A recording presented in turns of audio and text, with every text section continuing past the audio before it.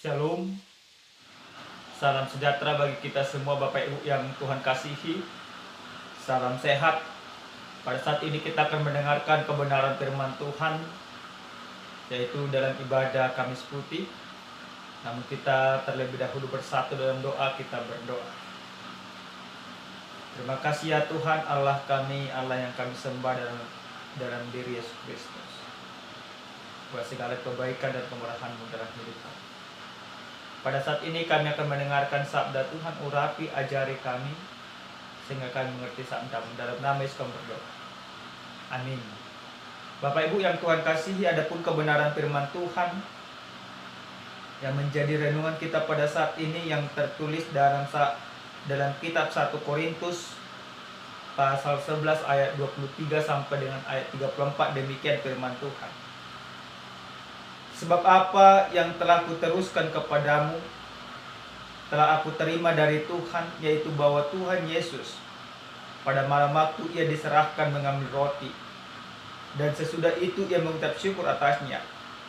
Ia memecah-mecahkannya dan berkata, "Inilah tubuhku yang diserahkan bagi kamu.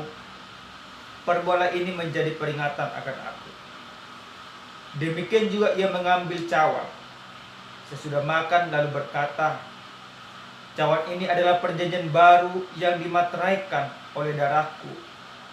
Perbuatlah ini setiap kali kamu meminumnya menjadi peringatan akan aku. Sebab setiap kali kamu memakan roti ini dan minum cawan ini, kamu memberitakan kematian Tuhan sampai ia datang. Jadi barang siapa dengan cara yang tidak layak makan roti atau minum cawan Tuhan, ia berdosa terhadap tubuh dan darah Tuhan. Karena itu hendaklah tiap-tiap orang menguji dirinya sendiri, dan baru sesudah itu ia makan roti dan minum dari cawan itu. Karena barang siapa makan dan minum tanpa mengetahui mengakui Tuhan, ia mendatangkan hukuman atas dirinya. Sebab itu banyak di antara kamu yang lemah dan sakit, dan tidak sedikit yang meninggal. Kalau kita menguji diri kita sendiri, hukuman tidak menimpa kita. Tetapi kalau kita menerima hukuman dari Tuhan, kita dididik supaya kita tidak akan dihukum bersama-sama dengan dunia. Karena itu saudara-saudaraku, jika kamu berkumpul untuk makan, nantikanlah olehmu seorang akan yang lain. Kalau ada orang yang lapar, baiklah ia makan dahulu di rumahnya, supaya jangan kamu berkumpul untuk dihukum. Hal-hal yang lain akan kuatur kalau aku datang. Sampai di sana pembacaan kebenaran firman Tuhan. Bapak Ibu yang dikasihi oleh Tuhan kita Yesus Kristus, pada tanggal 30 September tahun 1965 menjadi salah satu peristiwa bersejarah bagi negara kita, di mana pada saat itu dipercaya terjadi penculikan 7 jenderal TNI yang dilakukan oleh kelompok yang tidak bertanggung jawab PKI pada saat itu. Nah, untuk mengingat peristiwa berdarah itu, maka dibangun dan didirikanlah monumen Pancasila Sakti. Dalam monumen Pancasila Sakti itu digambarkanlah ke-7 pahlawan revolusi. Dan monumen itu menjadi sebuah peringatan bahwa pernah ada peristiwa bersejarah. Nah, Bapak Ibu yang dikasihi oleh Tuhan kita Yesus Kristus, ada banyak monumen-monumen yang dibangun di negara kita ini, bahkan di luar negara kita ini, di dunia ini, untuk mengenang sebuah peristiwa, apapun peristiwanya. Seperti yang dibangun di daerah Danau Toba, yaitu monumen kapal ketika Sinar Bangun itu tenggelam. Dan itu merupakan sebuah sejarah peristiwa yang tidak terlupakan. Maka dibangun sebuah monumen.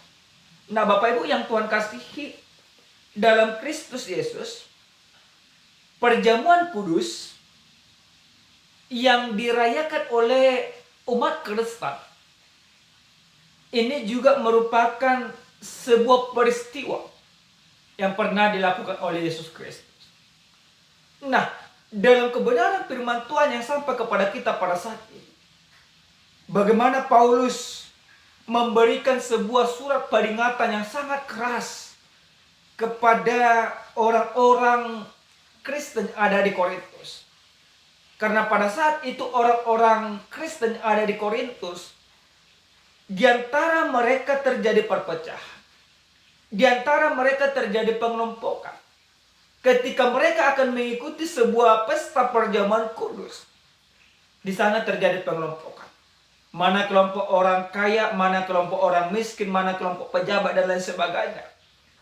Dan bahkan yang paling mirisnya pada saat itu, sebelum mereka melakukan pesta perjamuan kudus, mereka berpesta pora dulu, makan, mabuk dan lain sebagainya.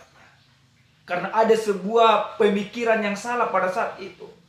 Nanti kan setelah perjamuan kudus, maka dosaku akan diampuni.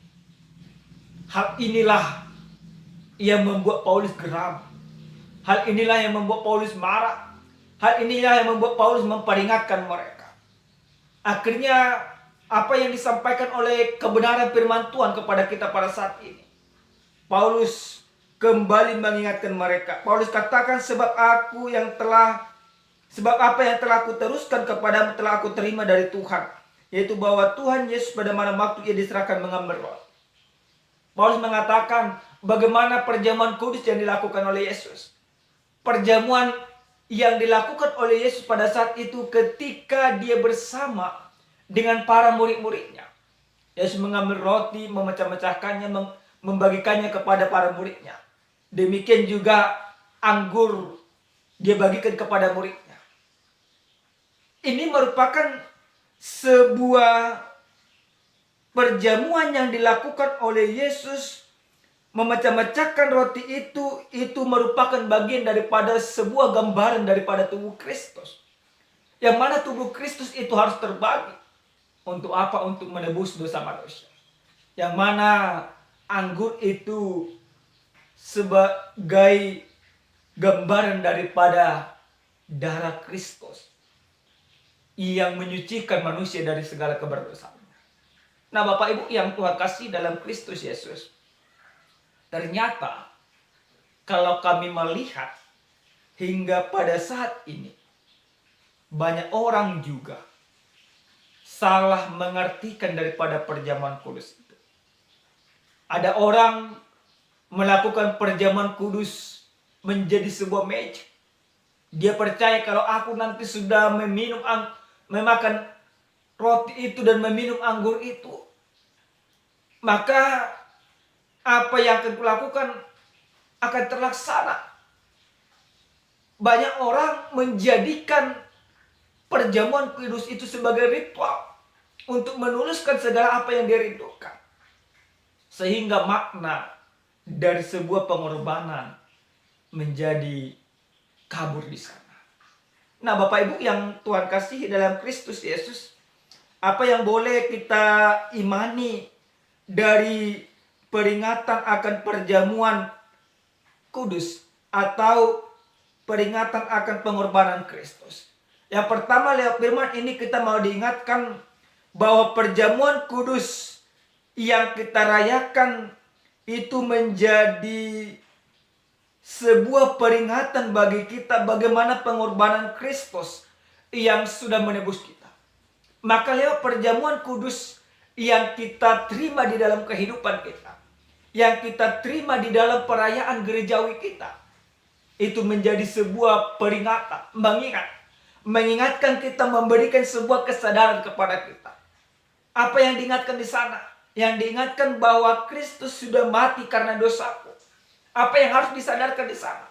Yang harus disadarkan, maka setiap orang di dalam kehidupannya harus sadar bahwa dia adalah manusia yang sudah Tuhan tebus, manusia yang sudah Tuhan selamatkan. Maka ketika kita sudah sadar akan hal itu, kita harus ada pengampunan di sana. Kita harus ada pengorbanan di sana. Kita harus ada kasih di sana. Maka setiap orang yang menerima perjamuan kudus di dalam kehidupannya, dia harus menguduskan dirinya untuk tidak lagi melakukan hal-hal yang bertentangan dengan kehendak Tuhan. Maka pada saat ini Bapak Ibu yang Tuhan kasih, saya mau mengajak kita semua, mari kita mengenang, menyadari akan sebuah pengorbanan yang Yesus berikan. Monumen yang dibuat oleh dunia ini hanya sebuah peringatan peristiwa supaya tidak terjadi lagi. Akan tetapi perjamuan kudus yang disampaikan kepada kita sebuah peristiwa yang akan berlaku terus menerus sampai Maranatha, yaitu akan kasih Kristus yang Tuhan nyatakan kepada kita. Yang kedua Bapak Ibu yang Tuhan kasihi, lewat firman ini kita mau diingatkan bahwa perjamuan kudus berarti di sanalah waktunya kita untuk saling berbagi. Apa yang dikatakan oleh Yesus di dalam melaksanakan perjamuan kudus itu? Ia memecah-mecahkannya dan berkata, inilah tubuhku yang diserahkan bagi kamu. Perbuatlah ini menjadi peringatan akan aku. Di sana ada semangat berbagi. Yesus mau mengorbankan dirinya berbagi, menyatukan semua perbedaan. Jadi banyak di antara kita Bapak Ibu yang Tuhan kasihi, ketika perjamuan kudus itu juga orang-orang yang menerima perjamuan kudus itu juga masih terjadi pengelompokan di gereja. Maka hati-hati Bapak Ibu yang Tuhan kasihi. Kalau masih terjadi pengelompokan, kita sudah menerima perjamuan kudus, tapi di antara kita masih menganggap bahwa aku lebih baik daripada engkau. Di dalam diri kita masih beranggapan bahwa aku lebih kudus daripada engkau. Di dalam diri kita masih beranggapan bahwa aku lebih hebat, lebih kaya daripada engkau. Maka sia-sialah perjamuan kudus. Maka sia-sialah pengorbanan Yesus yang Dia berikan bagi kita. Maka ketika engkau sudah menerima roti dan anggur di dalam kehidupanmu, sudah menerima penebusan Kristus yang menyelamatkan engkau dari segala keberdosaanmu, maka tinggalkan pemikiran pengelompokan tersebut. Tetapi saatnya kita untuk saling berbagi. Orang yang menerima Kristus, penebusan Kristus dalam kehidupannya, dia harus mau berbagi dengan sesamanya. Dia harus mau berbagi dengan orang lain. Dia harus mau berbagi dengan orang yang lebih lemah daripada dia. Tidak lagi mengatakan aku lebih hebat dan kamu lebih rendah. Yang ketiga dan yang terakhir Bapak Ibu yang Tuhan kasihi, lewat perjamuan kudus kita mau diberikan sebuah kesadaran akan kasih Allah yang begitu luar biasa kepada kita. Bapak Ibu, pengorbanan Kristus di kayu salib itu merupakan kasih yang tiada tara. Tidak ada orang di dunia ini yang mau mati untuk orang jahat. Tidak ada orang di dunia ini yang mau berkorban untuk orang-orang yang salah. Tetapi Kristus mau berkorban oleh karena kesalahan kita. Mau disalibkan oleh karena keberdosaan kita. Itulah yang kita kenang Bapak Ibu yang Tuhan kasihi. Dalam setiap momen perjamuan kudus, ingatlah bahwa kasih Allah begitu luar biasa kepada kita. Ingatlah bahwa kita sudah diampuni oleh Allah. Maka kita juga sudah saatnya untuk mengampuni sesama kita. Amin. Kita berdoa. Terima kasih ya Tuhan kami, Tuhan yang maha baik. Terima kasih buat sabdamu yang kami dengarkan pada saat ini. Kami diingatkan Tuhan kembali akan momen pengorbananmu yang pada saat ini bisa kami rasakan, bisa kami lihat lewat setiap peristiwa-peristiwa perjamuan kudus yang kami lakukan. Ajar kami ya Bapa, bagi setiap orang yang percaya yang sudah menerima perjamuan kudus, hidupnya sudah diampuni dan dia juga harus mengampuni sesamanya. Terima kasih Bapa yang baik. Dalam Kristus Yesus kami berdoa dan bersyukur. Amin. Shalom. Salam sehat. Tuhan memberkati kita semua.